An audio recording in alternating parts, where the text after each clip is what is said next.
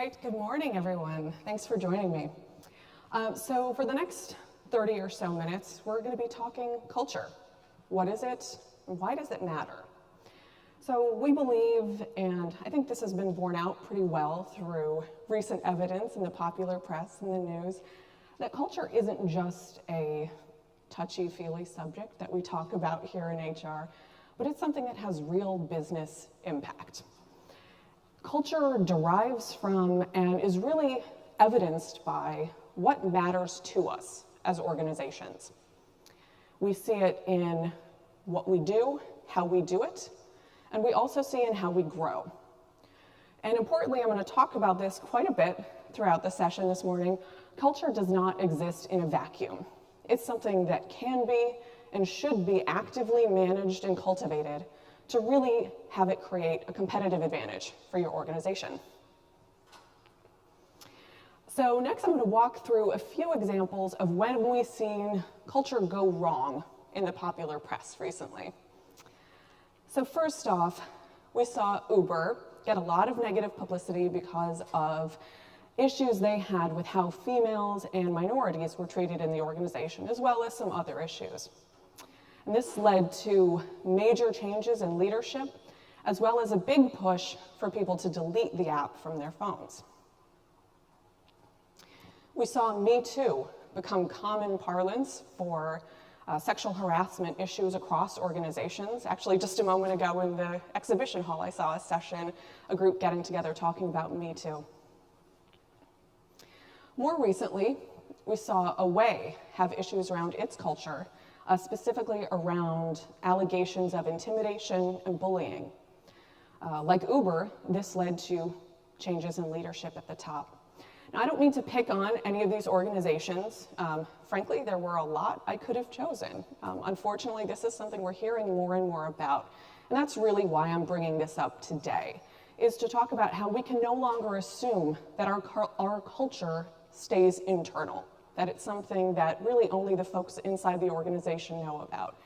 Increasingly, we're seeing culture become something that is becoming publicly known outside of the organization. So these situations did not happen because of low employee engagement.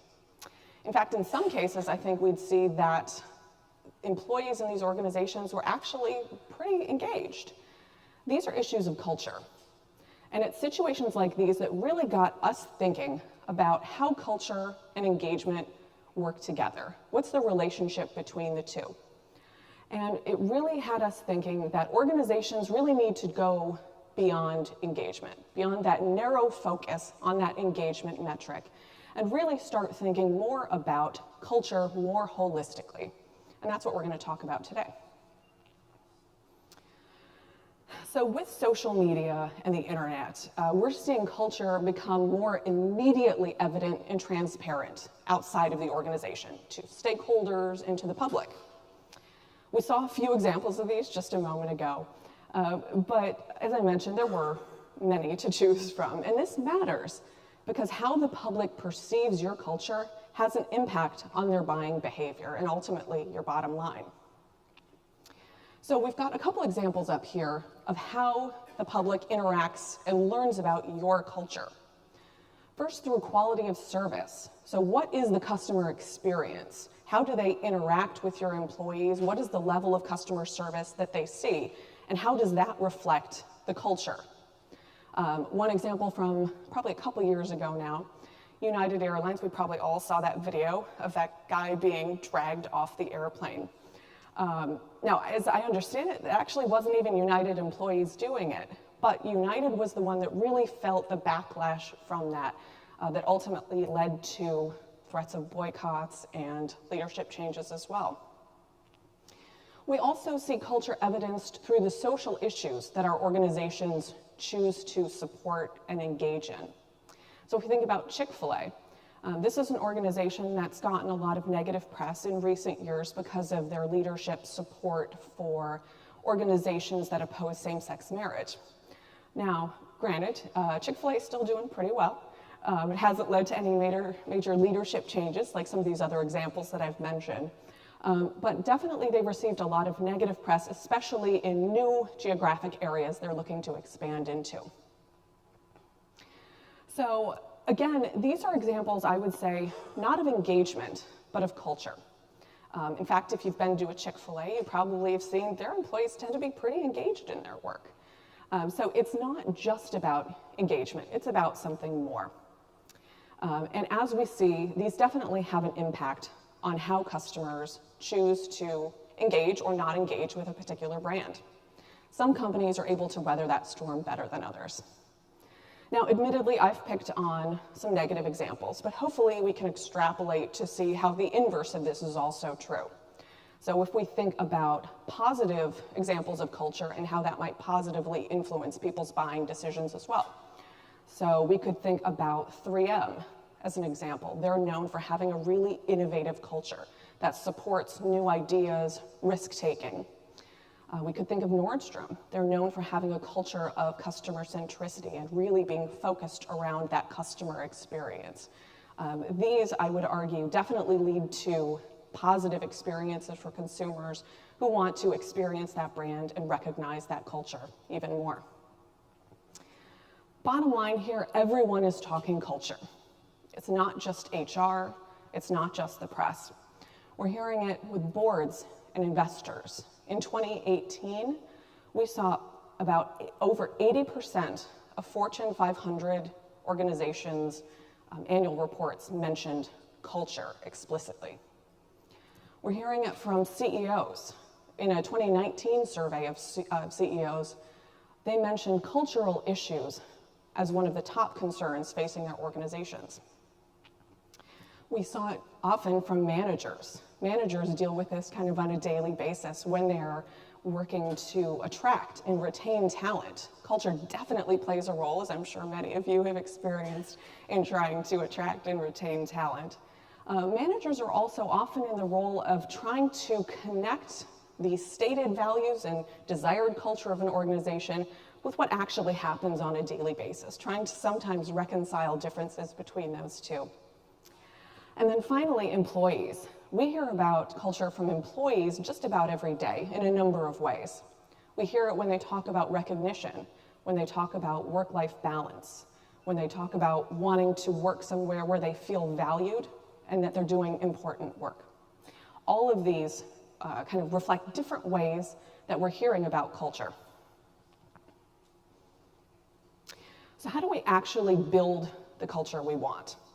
A lot of that depends on where we are now. Where are we starting from? If this is the first time that you're really thinking about culture as an organization, you're probably in what we call our architect phase.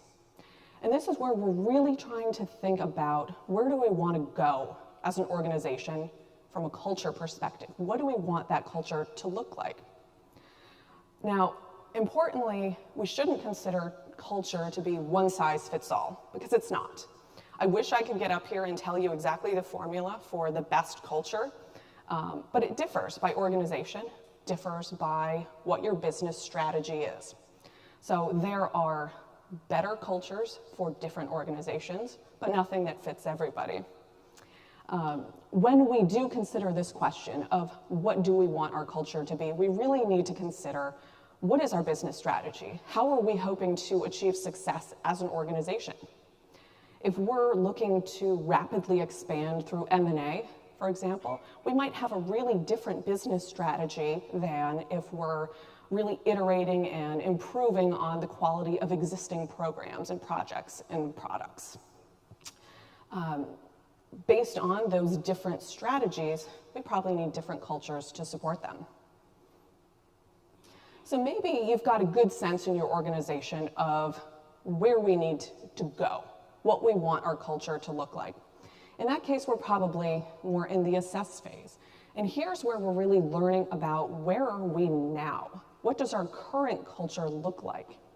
Can we identify areas of strength as well as potential shortcomings in terms of where we want to go and where we are now? The goal here is really to identify those root causes of any potential issues to direct our action in the future.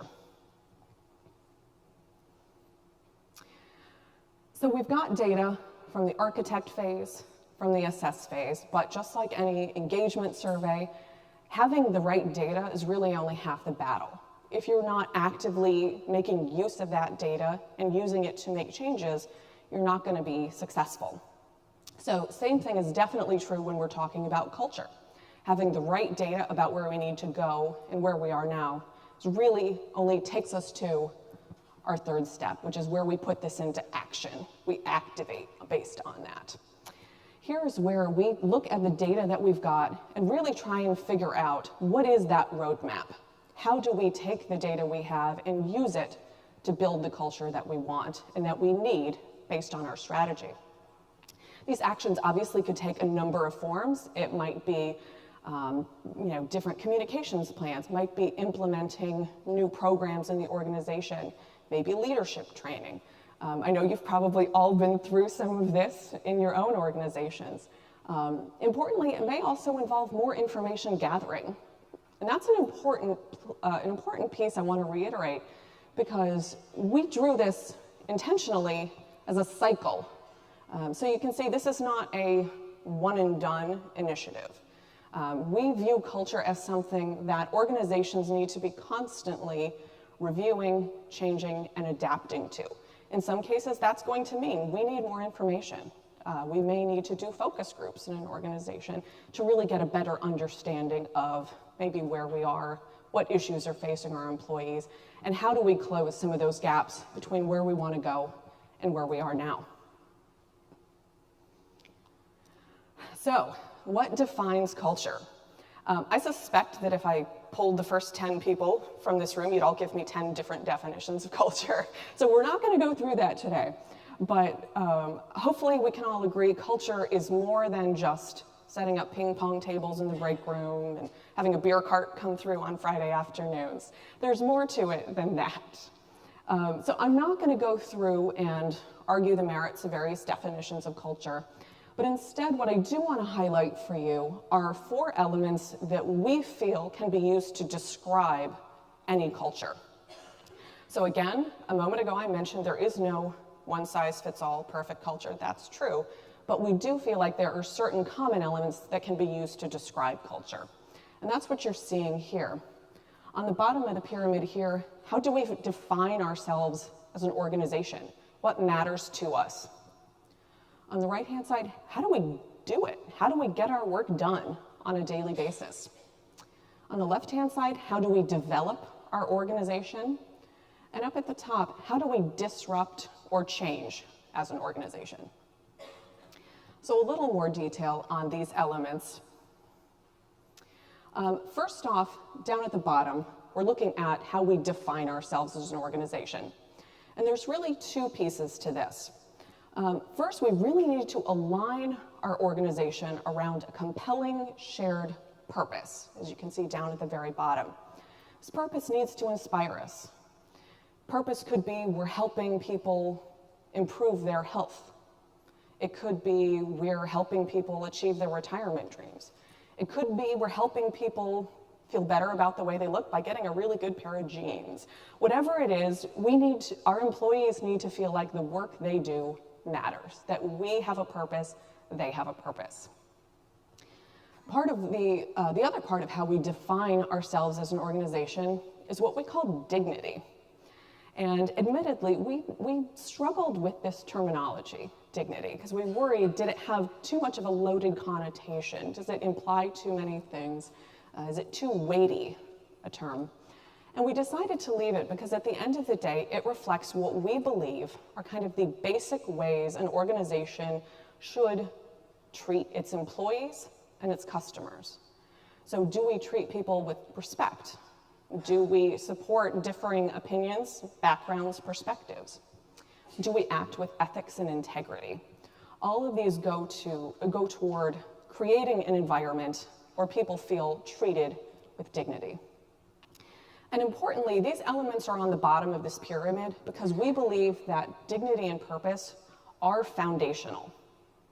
So without having a meaningful purpose for your organization and making sure employees see their purpose, without treating our customers and employees with dignity, the other elements of the pyramid up above will fail to really succeed without that strong foundation. And I think you can probably see some of that, especially the dignity piece, in some of the examples I cited earlier, where organizations lost a little sight of how to treat employees the right way, and that came out. So moving forward to the right-hand side of the graphic here, for those of you who feel like, maybe dignity and purpose are a little squishy, let's turn to something more tactical in terms of how do we do our work. So this, at a very basic level, is how do we decide what we want to prioritize and emphasize and how we execute on a daily basis. Are we focused on quality over everything else? Are we more focused on speed and efficiency? How we execute what we focus on and prioritize really reflects the type of culture we have. Similarly, how do we collaborate with one another? Are we very individualistic, or are we really team-focused? How do we recognize achievement? Is it individual achievements that tend to be recognized, or team achievements that tend to be recognized? Again, all of these reflect the type of culture we have. Moving on to the left-hand side, develop. So in this room, I'm pretty sure when I say develop and development, we think about talent, and that is absolutely part of it. How do we give our employees opportunities to grow and to learn? But the other piece of development is how we develop ideas in our organization. We call that curiosity, because it really reflects our openness to new ideas, our willingness to try new things and to take risks. Then finally, at the top, in the disrupt category, this is really where we've slotted agility. And agility at kind of a basic level has to do with how do we adapt to change. Change could be government regulations, it could be a competitor introducing a game-changing product. But how do we actually adapt to that as an organization? At a little bit higher level, from just reacting and adapting to change, is the level to which we can anticipate changes happening. How good a job are we doing at sensing changes in the marketplace, and how can we plan for those as an organization? And the highest, the best level, the most agile organizations are those that are actually able to lead change. So they are anticipating changes, they're adapting, but they're actually able to be the industry leaders instead of followers. They're proactive instead of reactive. All of this speaks to how we as an organization are really able to change and move the organization forward. So you'll probably notice I have not yet spoken about strategy in the center of the graphic here, and it's in the center for a reason, because we believe that all these elements of culture need to be in alignment with strategy. So it's really important not just to measure the elements of culture, but we also want to measure the elements of strategy. So I mentioned a couple examples earlier, M&A, innovation, continuous improvement. All of these are different strategies organizations employ to achieve business success. So if we're changing and adapting our culture, we want to make sure that the changes we're making are in alignment with that strategy there in the center. So when we look at culture holistically, I would say that really culture needs to do two things. First, it should fundamentally support and connect to that strategy. And second of all, it should provide an environment where people can do their best, be their best for each other and for your customers. So looking a little bit closer at the strategy piece, let's focus on innovative organizations. So organizations that really are hoping to differentiate themselves by having superior, innovative, new products, platforms, strategies, etc. So here you'll notice that I've highlighted three elements on the triangle: curiosity, collaboration, and agility. And I've highlighted these because these are the elements that we've seen as being most critical to achieving success in innovative organizations. Curiosity probably, hopefully, makes sense in terms of, are we willing to take risks? Are we willing to try new things, be open to new ideas? Collaboration is really important to innovation because this speaks to how do we work together across the organization to adapt and grow to new changes. So if we're trying out something new in R&D, how do we actually implement that with our marketing team? How do we train our customer-facing employees, maybe our sales staff, on those new changes? We need to work together to really bring that innovation to life. And then finally, agility, hopefully also pretty much, oh, there we go. Sorry, lost my audio for a second. Hopefully makes sense in terms of how we adapt to change, obviously. But in this case, if we're an innovative organization, we want to be an industry leader. We want to be sensing changes, but we also want to be leading change. Now, importantly, I'm not saying that the areas in gray are not important. Everything here is important, but to achieve a strategy focused on innovation, these are elements that need extra focus. So if we're deciding where do we want to make changes, where do we need to work a little bit harder, these are the areas. Again, assuming we've got a solid foundation at the bottom. Another example we might look at is customer centricity. So these are organizations that are really focused on delivering high-level customer experiences. Here we've highlighted a few different areas. First, purpose, down at the bottom. Why do we do what we do? I work with a number of clients who are highly customer-centric, and sometimes one of the questions we ask on their employee surveys is, what's the best part about our culture? And it's incredible how high a percentage of people respond with something around our purpose, our mission, our reason for being here, to serve our customers, to serve our members, what have you. We've also highlighted collaboration, really important in a customer-centric organization because we're focused on everyone in the organization serving customer needs. So is your organization able to, does the finance department understand how they impact customers' satisfaction? Does HR understand how we can impact customer satisfaction? Or is it really more focused just around the customer-facing employees? And then finally, execution. How do we actually deliver on customer needs? So I had a conversation yesterday with a gentleman who said, this all sounds great, but I feel like this is going to be a hard sell in my organization. My CEO probably is not going to buy into this, a little touchy-feely. And so I recommended, let's talk about the outcomes. What are the kind of the data we can get? What's the hard business metrics that can come out of having a strategic culture? First off, engagement. I know this is titled Go Beyond Engagement. Engagement still matters. We still want engaged employees. My point today is really engagement isn't enough. Engagement is an outcome, I would argue, of a strong culture. Other metrics that we've found that are related to having a positive, strong culture: profitability, customer satisfaction, and of course, employee retention. So these all are particularly helpful when we're trying to make a business case for culture, but also just make good business sense. If you're trying to make that connection, it's hard not to see the value in actively making sure your culture and your strategy are aligned. So just in closing, a few things. I just want to give you a couple takeaways. We really encourage you to focus on more than individual surveys. Instead, I would focus on the overall strategy. So what is our strategy around managing our culture? What is our organizational strategy? We need to make sure those two things are in alignment.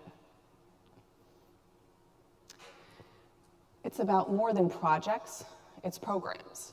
So this goes back to what I mentioned a moment ago around culture is not a one-and-done initiative, unfortunately.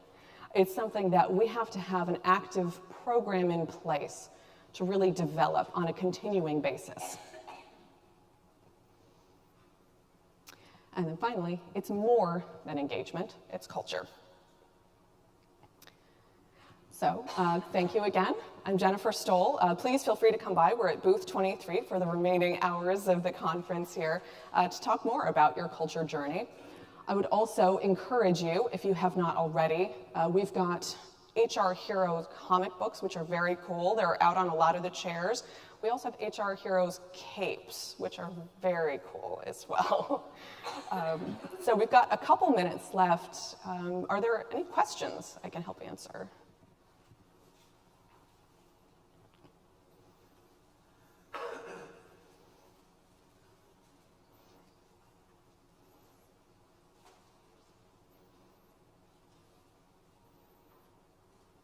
Okay. All right. Well, thank you all for coming this morning. Appreciate it.